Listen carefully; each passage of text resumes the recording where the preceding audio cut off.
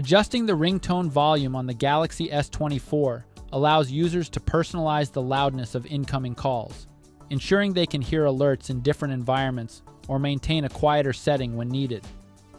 Let's go through the steps together. First, tap the home button to return to the home screen. From the home screen, open the phone app. Next, tap on the More button or the 3 vertical dots in the upper right corner and select Settings from the pop-up menu. Scroll down and tap on Call Alerts and Ringtone. In this section, find the ringtone option and tap on it. At the top, you'll see a slider bar.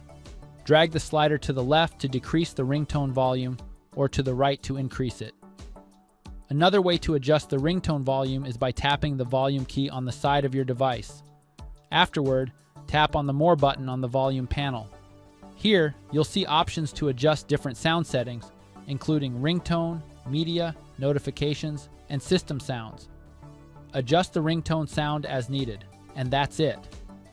You've now learned how to change the ringtone volume on your Galaxy S24. Thanks for watching. Don't forget to subscribe to our channel for more helpful videos.